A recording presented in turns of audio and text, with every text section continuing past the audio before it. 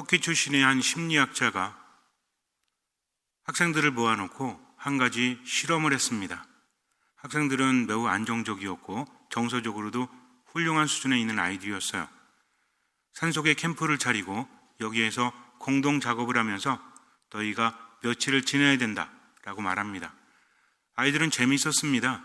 이것저것 하면서 일도 하고 함께 먹을 것도 먹고 매우 즐거웠어요. 대자연 속에서 참으로 행복했습니다. 그런데 어느 날 며칠이 지나서 서로 의외가 돈독해졌을 즈음에 이렇게 말합니다. 사실 이곳에는 너희 말고도 또 다른 아이들의 공동체가 있다. 저쪽 산에 보면 한 무리 아이들이 살고 있는데 이제 그 아이들과 야구 시합을 할 것이다 라고 말합니다. 아이들은 흥분되었죠. 뭔가 시합을 한다는 것은 즐거운 것이 아니겠습니까? 시합에 뛸 선수들과 응원할 응원단을 꾸리고 결전의 날을 기다립니다. 결전의 날이 됐어요. 한켠에 준비된 야구장에 아이들이 모입니다. 공격과 수비를 할 상대편 아이들을 보면서 아이들은 이런 생각을 했어요. 꼭 이기고야 말겠다. 그러면 즐겁지 아니할까? 음악 소리가 들립니다. 행진곡 같은, 진군가 같은 군인들이 앞으로 나아갈 때 나오는 음악들 있잖아요. 굉장히 진취적인 음악들. 아이들은 고무되었습니다. 그리고 야구 경기가 끝났죠. 승자와 패자가 갈렸습니다. 그런데 그로부터 이상한 일이 벌어지는 거예요. 갑자기 밤에 상대편 캠프장에 가서 약탈을 합니다. 텐트를 망쳐놓습니다. 서로 복수를 하는 거예요. 우리 그걸 망쳤어? 그 다음날은 상대편 아이들이 또 습격을 합니다. 이 실험의 목적은 왜 적대감이 생기는가? 이거였어요. 심리학자는 터키 출신이었는데 어릴 때부터 그리스와 터키가 매일 싸우고 서로 침범하고 하는 것을 겪으면서 왜 인간은 적대감을 갖는가? 왜 인간은 분노하는가? 라는 주제로 그 사람은 아이들을 데려다가 실험을 했다는 거죠. 이것을 해결하기 위해서 아이들을 교회에 모아놓고 함께 기도하자고 했습니다. 많은 수의 아이들이 신앙을 가지고 있었기 때문에 함께 기도를 했죠. 그리고 나아질 줄 알았어요. 그런데 각자의 진영에 돌아가서는 어떻게 복수할까 또 계획을 짜고 실행했다고 합니다. 이것도 안 되는 거죠. 그래서 또 다른 방법을 선택했는데 아이들을 모아놓고 이렇게 말합니다.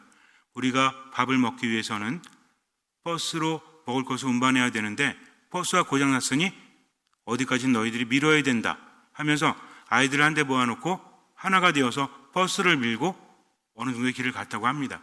그리고 냇가에 가서 물을 길어다가 우물에 채워야 된다라고 해서 공동 작업을 했대요. 그랬더니 놀랍게도 아이들 간의 적대감은 사라지고 서로 협력하는 마음이 생겼다고 합니다.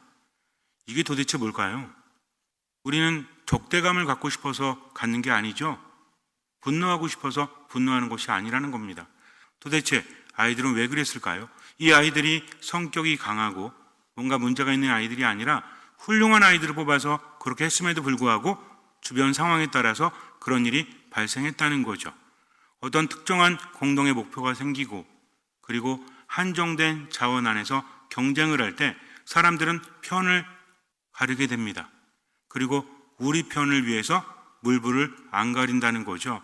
때로는 옳지 않은 것이라고 할지라도 우리를 건드렸어 하면서 분노하고 적대감을 갖습니다. 우리 편 너네 편을 가리기 시작할 때부터 문제가 발생한다는 거죠. 놀랍게도 어쩌면 우리도 거기서 죄될 수 없다는 슬픈 현실, 이것이 우리 마음을 놀라게 합니다. 저는 아니겠지요. 기억나시죠? 이 중에 한 사람이 나를 배반할 것이다 라고 예수님께서 말씀하셨을 때 제자들은 이구동성으로 어떻게 합니까? 저는 아니겠지요 라고 말합니다. 유다가 저는 아니겠지요 말해요. 다른 제자들이 말했을 때는 예수님께서 침묵하시는데 유다가 말하니까 예수님 뭐라고 하십니까?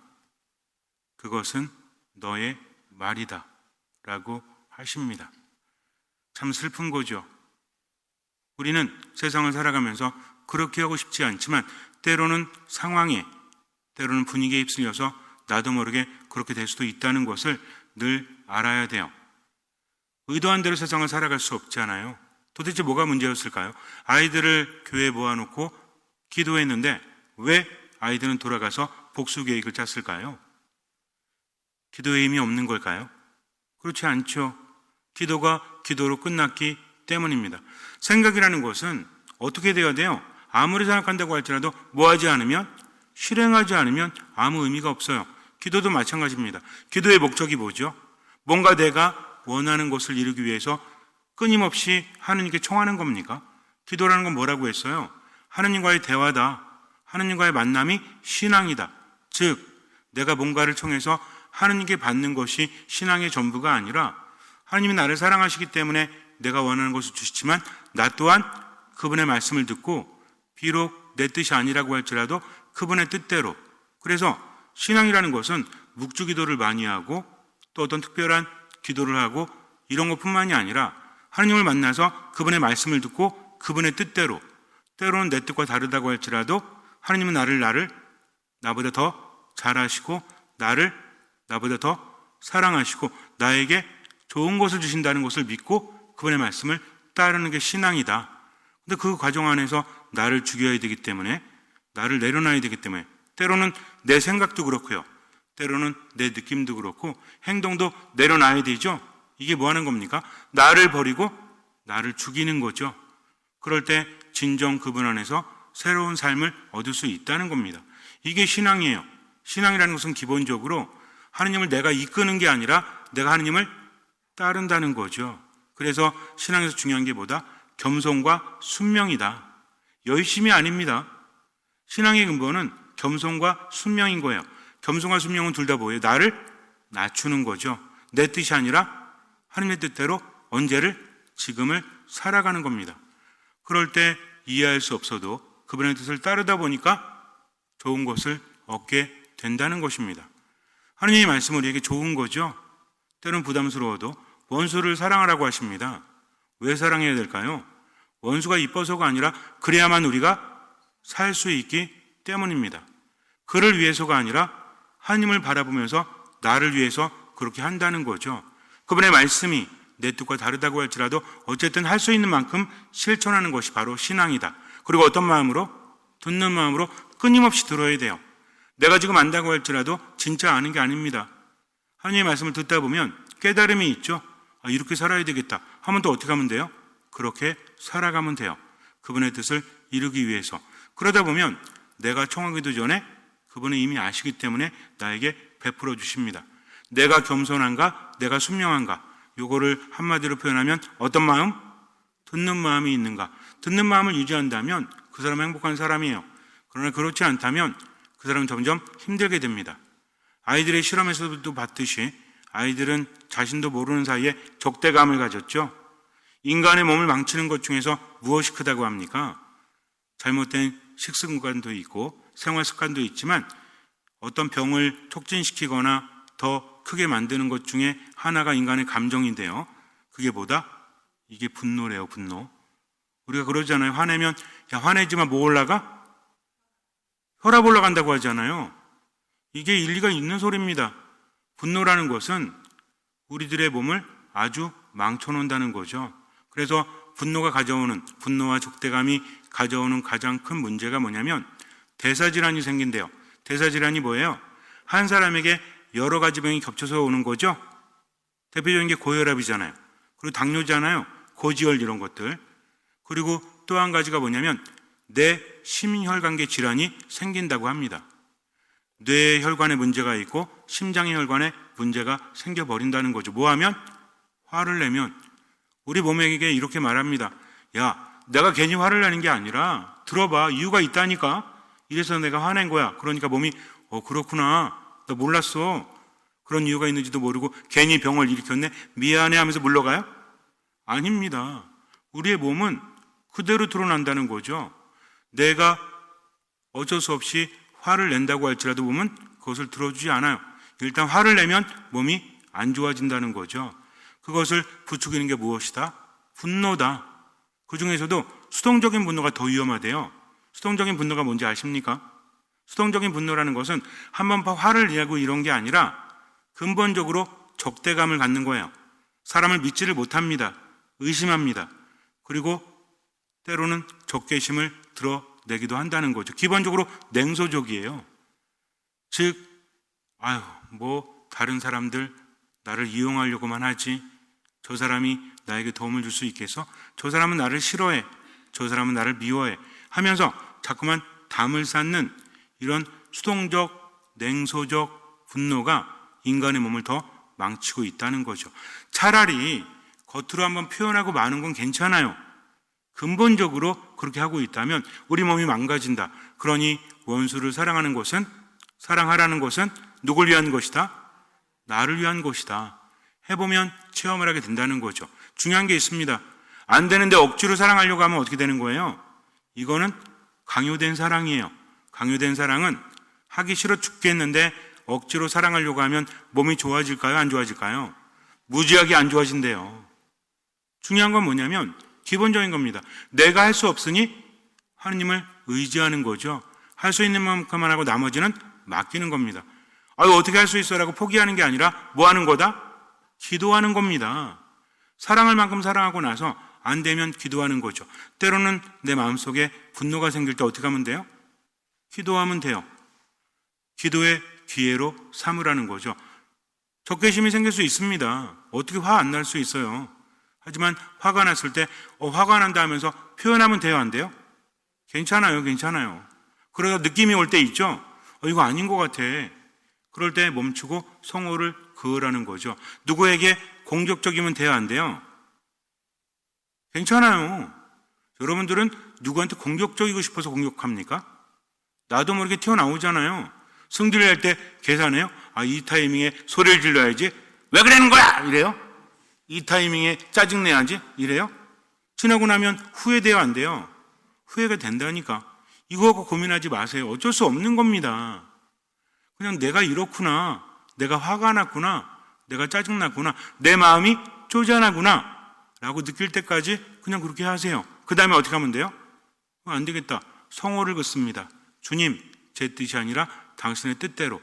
요거 안 하면 그 다음부터는요 점점 심해져요. 화내는 것도 심해지고 적개심도 점점 커지고 완전히 망쳐지게 된다는 거죠. 그래서 신앙이란 하나님의 뜻대로 할 수 있는 만큼 하고 뭐 하는 거다?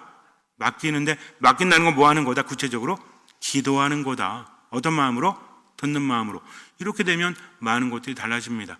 어떤 이유가 있기 때문에 분노가 생긴다라고 하지만 기원전 6세기쯤에 그리스에 신전을 짓는 어떤 기술자들을 데리고 반란을 일으킵니다. 자기가 왕이 돼요. 불안하죠. 갑자기 왕이 됐으니까. 갑자기 뒤집고 왕 된 사람들은 불안하잖아요. 우리나라의 역사를 봐도 그렇죠. 여러분들 알고 있는 사람들 있잖아요. 유명한 사람들. 수양도 그렇고 아무튼 그런 사람들 있죠. 영화 많이 만들었잖아요. 불안하잖아요, 계속. 그러니까 많은 사람은 죽이지 않습니까? 이 사람도 마찬가지였어요. 내가 뺏은 자리이기 때문에 또 누가 내 자리를 뺏을지 모르니까 늘 불안했어요. 그래서 페렐리우스인가 어떤 기술자를 불러서 그 누구도 내 자리를 넘보지 않을 만큼 무서운 고문 도구를 만들어라. 본때를 보여주겠다. 이 사람이 만들어 왔는데 보니까 황소 한 마리를 만들어 온 거예요. 노쇠로 된 황소인데 속이 비어 있습니다. 야, 이게 뭐야? 이게 무슨 고문 도구야? 누가 보고 이걸 보고 나를 무서워해? 우습게 여기지 않겠어? 설명합니다. 잘 보십시오. 안에는 비어 있지만 여기에 문이 있습니다. 하면서 배 쪽인가를 딱 열었더니 사람이 들어갈 수 있는 거예요. 그리고 사람을 거기다 놓고 밑에서 불을 뗍니다. 어떻게 될까요? 노쇠가 달궈지겠죠. 이 사람 어떻게 죽는 거예요? 이거 타 죽는 건가요? 이거 죽는 건가요? 차라리 타 죽는 게 나을 수도 있지. 타 죽는 것도 힘든데 읽는 게 얼마나 힘들어요. 근데 더 잔인한 건 뭐냐면 소 입에다가 관을 달아서 비명소리가 들려요. 그러니까 어떻게 됩니까? 이 사람이 죽어가면서 소리 지르는 것을 다른 사람들이 듣게 되죠. 공포에 휩싸일 거 아니에요. 그러면 왕에게 들이댈까요? 그럴 수 없는 거죠. 이 왕이 그래? 잘 만들었네. 그러면 한번 실험해봐. 그러더니 그 사람을 넣어버렸어요. 페렐리우스는 자신이 만든 고문 도구의 첫 번째 희생자가 되었습니다. 그리고 이 왕은 어떻게 됐을까요? 몇 년 지나지 않아서 죽었는데 어떻게 죽었을까요?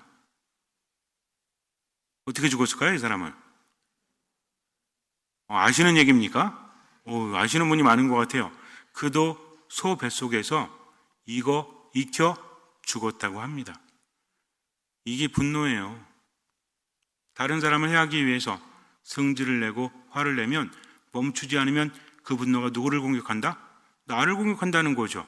그렇지 않습니까? 어떤 사람 때문에 화내는 거잖아요. 근데 결국 이 분노가 누구를 공격한다? 그를 공격하고 나서 나를 더 심하게 공격을 합니다. 그러니까 몸은 점점 더 안 좋아지고 마음도 어때요? 몸의 병만 생기는 게 아니에요. 우울증도 깊어질 수 있대요. 여러 가지로 행복도가 떨어지니 점점 가면 갈수록 어떻게 돼요? 인간의 몸이란 게 그렇습니다. 하면 병이 생기잖아요. 마음도 마찬가지예요. 우울증이 생기잖아요. 거기서 멈추는 게 아니야. 하루하루 지날수록 점점 뭐가 커져요? 상실감이 커지죠. 좌절감이 커지죠. 분노는 점점 커집니다. 우울감도 점점 커지죠. 몸은 또 어때요? 병이 든다는 거죠. 그래서 많은 사람들이 이렇게 이야기를 해요. 전문가들이 그럴 때는 잘 자고 8시간 이상씩 숙면을 하고 적절한 운동을 하고 양분을 잘 취해라 라고 말합니다. 그거 읽을 때마다 어떤 생각이 드는지 아세요? 누가 몰라 이걸? 이게 안 되니까 문제지.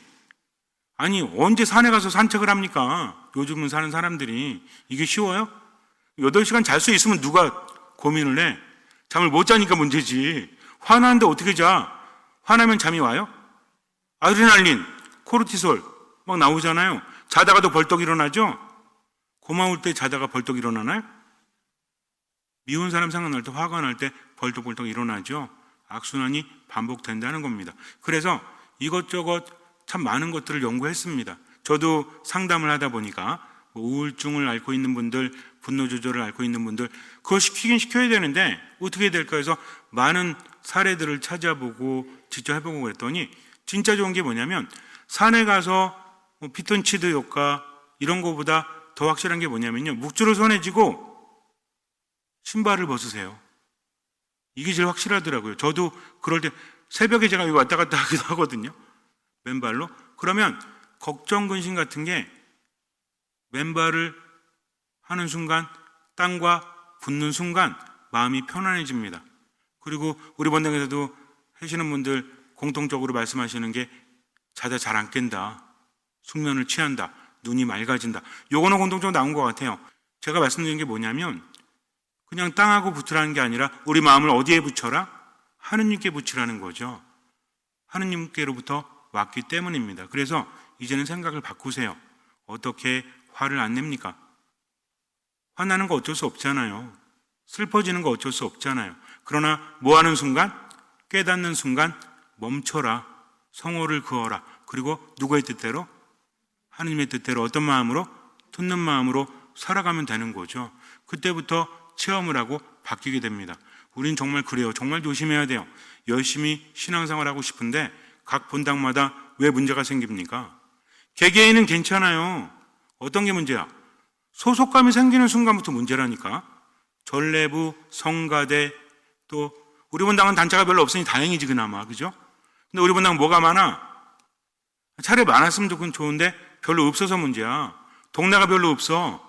금당리, 두곡리, 또 스랑리, 석교리 괜히 시작해서 이러다가 다 못 맞추면 또 어떤 할머니가 밖에서 시모님 맨날 석교리 맨날 빼세요 이렇게 말씀하시더라고요.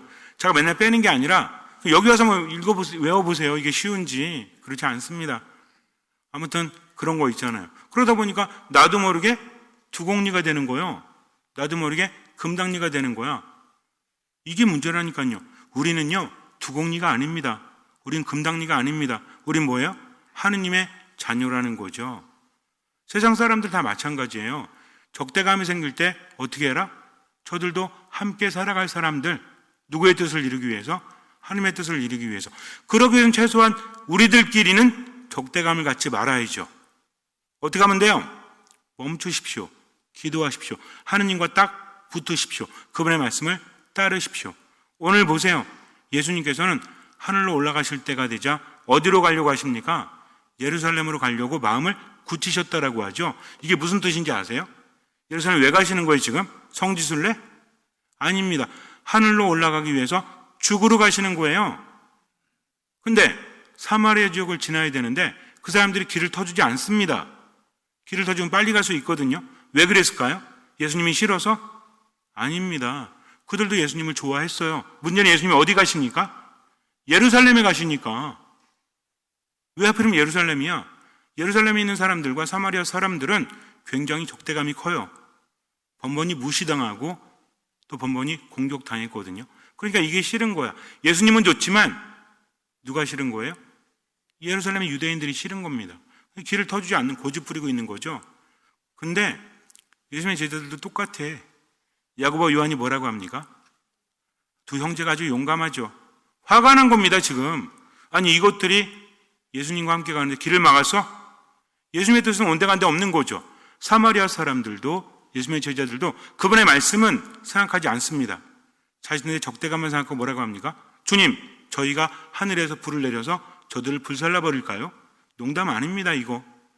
누구에게 그런 힘이 있으니까? 예수님께 그런 힘이 있기 때문에 그러기를 원하십니까? 라고 하니까 예수님께서 그래, 짜증나.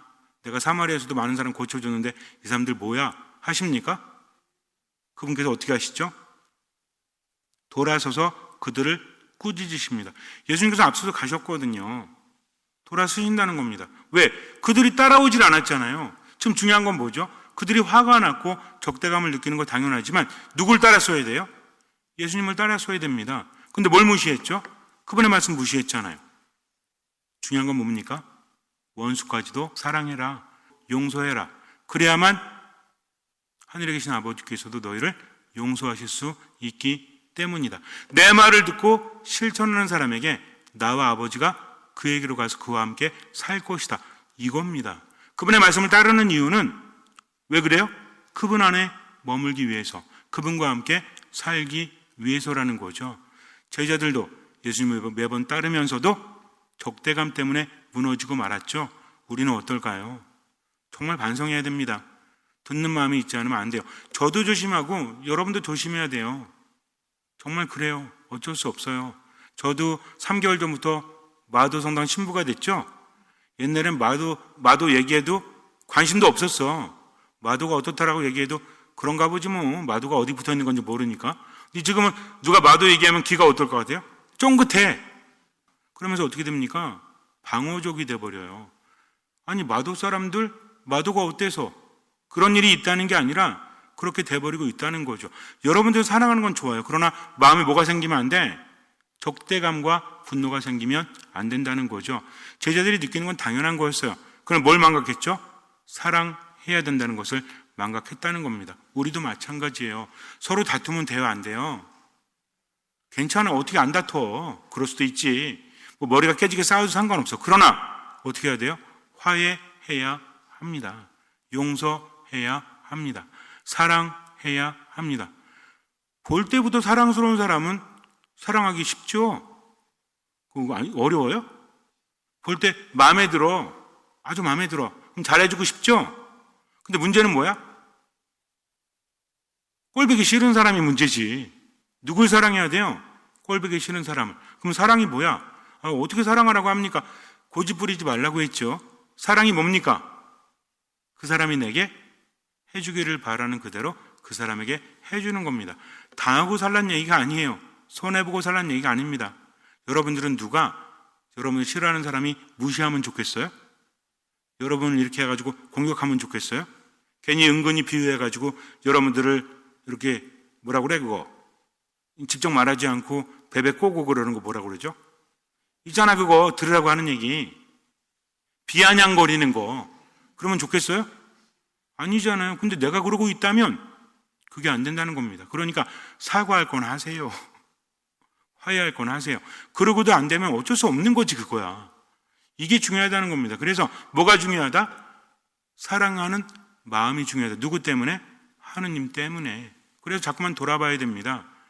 내 표정도 봐야 돼요. 어떤 표정을 짓고 있는지. 성당에 와서 뭐 쓰면 안 돼요? 죽 쓰면 안 돼. 밥을 지어야 자꾸 죽을 쓰고 있어. 아니, 내가 왜 내 얼굴 갖고 표정인데 왜 그러세요? 여러분들의 표정이 누구에게 영향을 줍니까? 서로에게 영향을 주잖아요. 첫 번째 누구한테 줘요? 저한테 줘요. 안 잡고 죽 쓰고 있으면 저도 기분이 안 좋아져요. 그러면 돼요, 안 돼요? 괜찮아요. 저도 미워할 테니까. 아니죠. 우리가 사랑이란 건 그런 겁니다. 내 삶은 내 삶이고 네 삶은 네 삶이지가 아니라 그 사람의 처지를 생각해 주는 것, 한번 웃어주는 것. 그래서 적대감을 없애기 위해서는 어떻게 해야 된다? 기도해야 된다. 멈추고 듣는 마음을 청해야 된다. 두 번째가 뭔지 아세요? 사랑인데, 사랑은 기본적인 속성이 있죠. 사랑은 베푸는 겁니다. 누군가 적대감이 생겼을 때, 화가 났을 때 사탕 하나라도 줘보세요. 커피 하나라도 줘보세요. 그러면 놀랍게 상황이 바뀝니다. 나는 나, 너는 너 구분할 때부터 문제가 생긴다는 거죠. 그래서 어쩔 수 없이 적대감과 분노가 생기지만 우린 뭐의 기회로 삼자?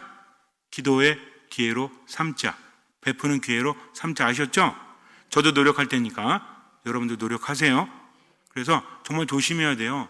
열심히 본당 활동하는 거 좋고 각 부서 활동하는 거 좋지만 적대감이 생기지 않도록 유대인들이, 바리사이들, 율법학자들이 결국 누굴 알아보지 못했죠? 예수님을 알아보지 못했잖아요. 어떻게 합니까? 예수님을 죽였잖아요. 예수님 뭐 잘못했는데? 그들 마음에 안 들기 때문에, 무엇 때문에? 적대감과 분노 때문입니다. 그것은 다른 사람만 죽이는 게 아니라 누구도 죽인다? 나도 죽인다. 그러니까 오늘부터 어떻게 해요? 묵주를 손에 들고 마당에 서십시오. 맨발로. 그리고 묵주기도 하세요. 그리고 적개심과 분노가 생길 때마다 뭐의 기회로? 기도의 기회로 삼아라. 그리고 어떻게 해라? 베풀어라. 아셨죠? 그래서 그렇게 살아가면 하느님께서 다 아시니까 우리에게 많은 것들을 주십니다. 잠시 눈을 감으세요. 어쩔 수 없어요. 적대감, 분노는 생길 수밖에 없습니다. 아무리 조심해도 생겨날 수밖에 없어요. 그러나 걱정하지 마십시오. 하느님께 붙어 있으면 되죠. 손에 묵주를 드십시오. 맨 땅에 서십시오. 듣는 마음을 청하십시오. 멈추십시오.